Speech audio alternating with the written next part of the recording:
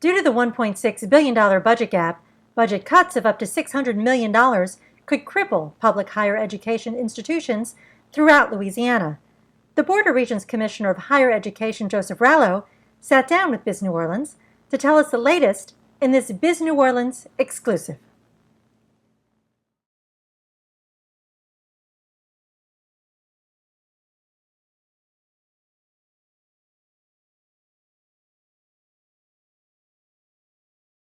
Years ago, our budget was about $1.4 billion for public higher education. And each of the last years has been cut. So this year it was approximately $762 million.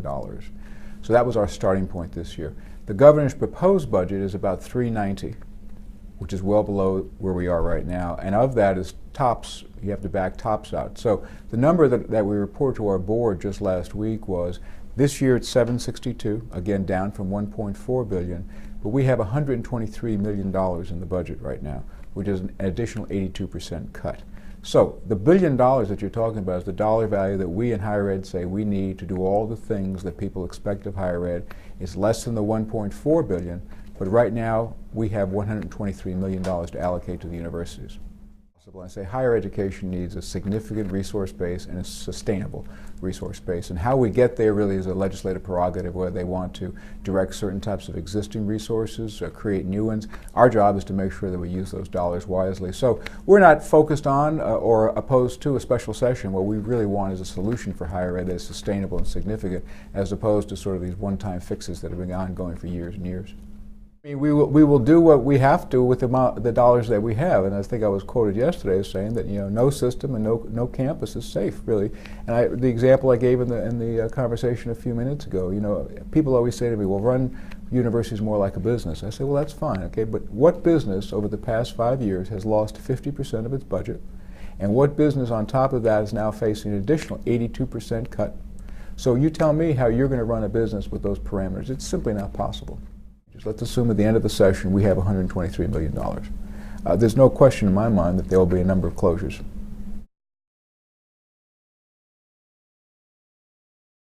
LSU is one of the institutions, but all the institutions would be coming under that 82% reduction. So it's not just LSU, it's LSU, Alexandria, UNO, et cetera. Privatization is an interesting concept. When I went to Texas in 2007 as a president of one of the universities there, I received about 75% of my budget from the state. And when I left that position in 2012, it was down to 28%. So nationally, public higher education is lowering the amount of money that they put into their higher ed by significant, and Louisiana is no different.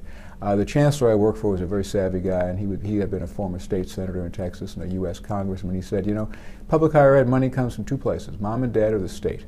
So to answer your question about privatization really is already occurring, because increasingly the institutions are putting more money, their own money through tuition and other fees, into higher ed than they used to get from the state. So it's really a question of how far do you go. I think LSU right now is talking about less than 20% of their funding comes from the state. If these budget cuts come through, it'll be less than 8%. So at what point are you really privatized?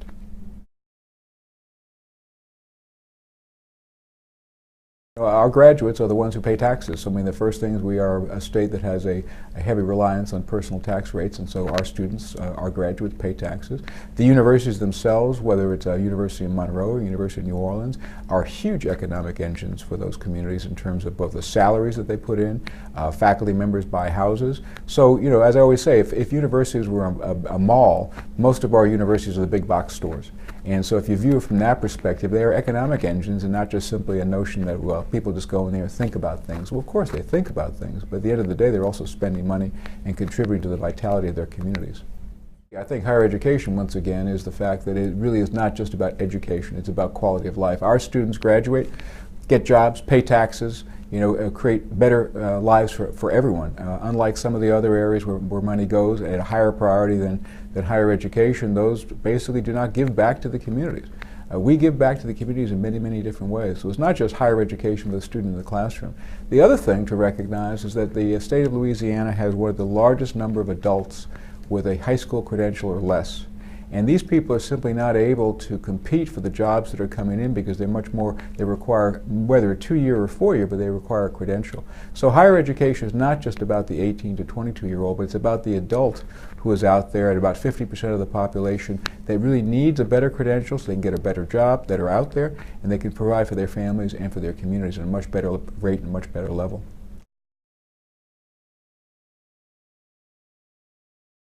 Well, Southern right now, again, it fits a specific market niche, and I visited Southern campus and I saw some of the buildings that had come back after Katrina, so they are well on their way toward building and rebuilding. They are right now looking at the Southern system as a whole, but certainly Southern New Orleans. They're looking at some leadership issues, and so they have some struggles with respect to taking the resource base that they currently have, which is pretty low, and if these resource reductions occur, they are, according to Ron Mason, their president as of yesterday, they are going to have a hard time surviving because they have a mission. Many of their students require additional academic and mentoring support, and Southern itself, whether it's Southern as a whole, has laid off about 500 people as a result of these budget cuts. A lot of those are staff members that would be advisors, that would be student affairs people that would help the students get through.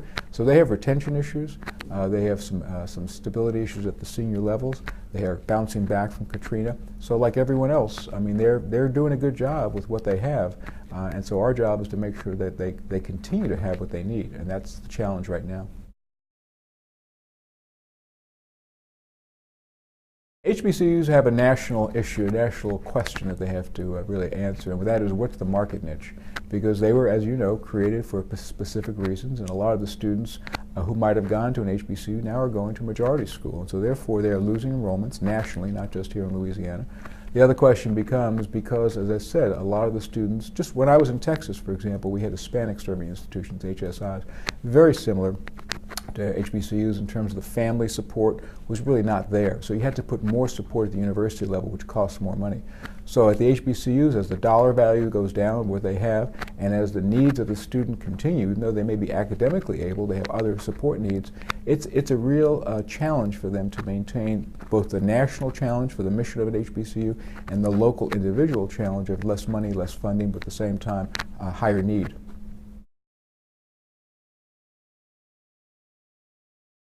They asked the Board of Regents, which is a normal process. The Board of Regents every year reviews what are called low completer programs. So if students are insufficient numbers of students in a bachelor or master's or Ph.D. program, the Board of Regents will close that program. They've closed scores of them over the years, so they did indeed do that. At the request of UNO. UNO brought that request up at the doctoral program in political science and their geography program. They simply had insufficient demand, so the Board of Regents simply approved what they had requested to allow them to use the dollars available to build up the programs where they had strengths.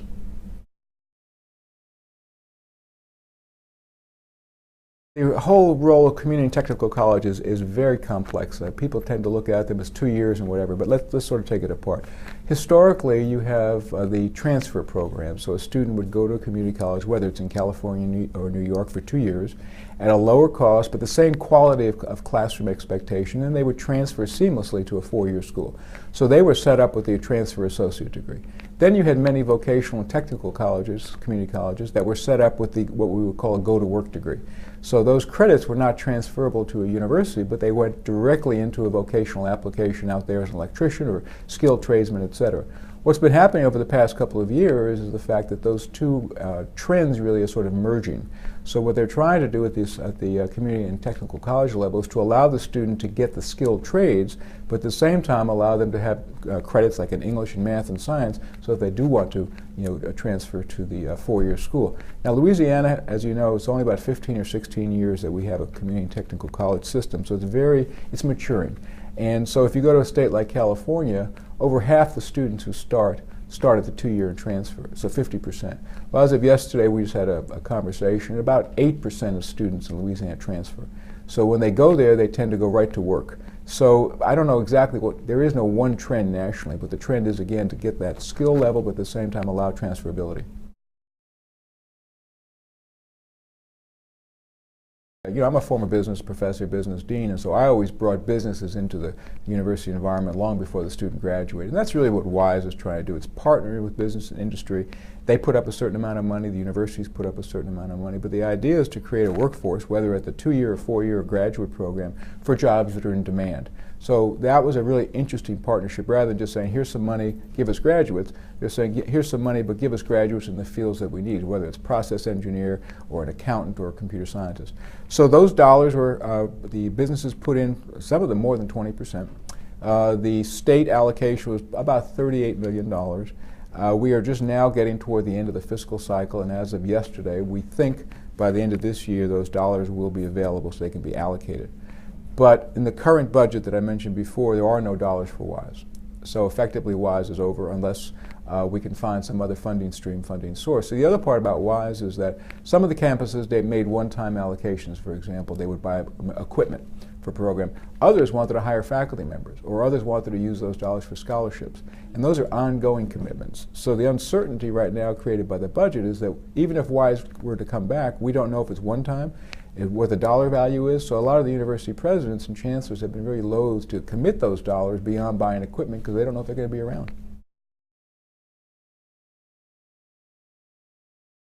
You know, the system presidents and I have been meeting certainly almost daily in terms of it. Our goal really is to work, and we have been spending a lot of time to create some opportunities for legislators. Remember, it's their prerogative where the money comes from. Our job is to say what we need and how we would spend it and hold us accountable. So we've been working on a lot of different strategies that are now beginning to see some fruition in terms of some of the bills that are being proposed that would allow higher ed some autonomies, some freedoms, allow us to be more like a business and get us out from some of the legislative oversight in terms of tuition, things along those lines. So basically our agenda has been continuing, it's maturing, and we think it will accelerate, obviously, but we're hoping now to be able to see, as the bills come forward, really begin to support those bills that would help us the most.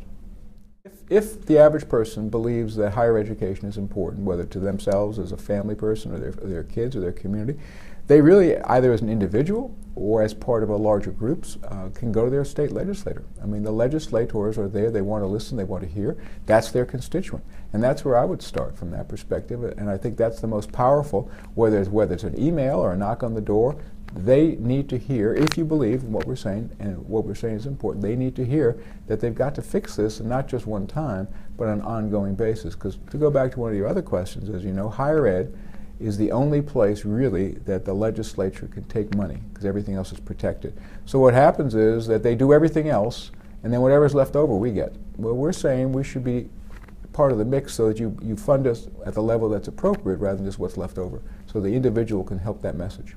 Well, I think one of the things they can do also is to go to our website, and on our website we have some talking points that have been prepared for different groups. So as a business person or as a private citizen, you can go there and see basically the data that I've been presenting, and you can use that as talking points when you go talk to your legislator, or when you go write a letter, or when you write an email. So we're all talking about the same numbers, the same outcomes, the same dilemmas, and the same challenges.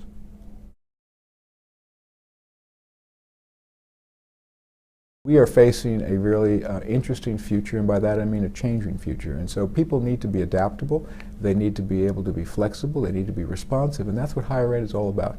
It teaches you those skills that allow you to cope with uncertainty and allow you to have a resolution of that uncertainty. And it also adds to the economic vitality of the community. So higher ed, to me, once again, if there's any message, it's not just about the 18-year-old in the classroom. It is about really the fabric of society for the state, and that's why it's important. Obviously, the future of higher education is bright because we're tied to the workforce, we're tied to the economy, we're tied to the whole quality of life. And you know, higher ed is not just about educating the student, it's also about educating the population as to the benefits of higher ed in terms of quality of life issues, income issues, tax issues. So it's bright. We have to get through where we are right now, but at the same time, it'll be a better future. For more on the state budget and Louisiana's public higher education system, make sure to follow the story in Biz New Orleans magazine and right here at bizneworleans.com. I'm Leslie Snadowsky.